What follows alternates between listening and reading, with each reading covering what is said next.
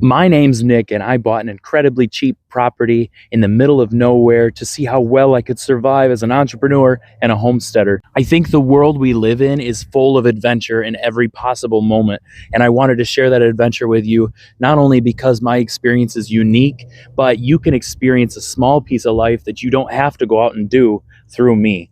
Like gardening, homesteading, being out in the middle of nowhere, struggling with finances in a pizza place where there shouldn't even be a pizza place.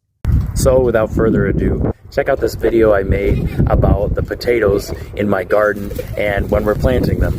I wanted to share with you today my planting of potatoes and a couple onions.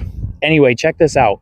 These are my russet potatoes that were sitting in my cabinet. They've just been sitting there for way too long. And these are my yellow potatoes that were sitting in my cabinet a little too long. They've just started to spud. And I don't know if you can tell, take a look at my garden.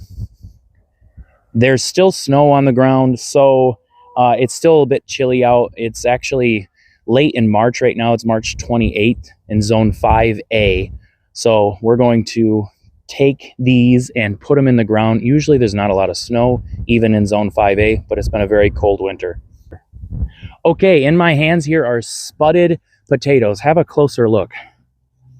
As you can see, there's these green shoots coming out of them. Those are the spuds. And look at this one here. This one actually has roots already coming out of the potato. So the potato here is going to serve as a nutrient for the spuds, and the spuds are going to grow. Now, take a look at this down here.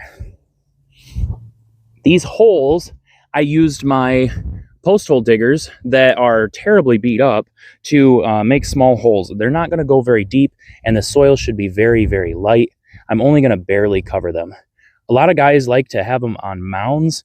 I'm not going to do that, but I will bring hay or straw over, and I'm going to put it over top of them.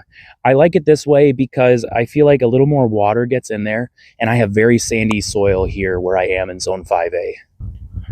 All right, so I'm just going to show you how much I'm going to cover it with. It's not a lot.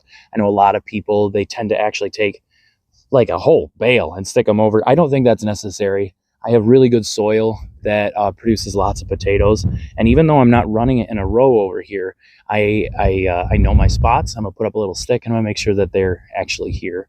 So check it out. Come a little bit closer. Take a look at this. You can just barely see the spuds sticking out, the green here, and I'm only gonna barely put hay over top. That's going to protect it from other weeds and other things, and it's also going to keep a lot of the moisture in, which is necessary for these with the sandy soil.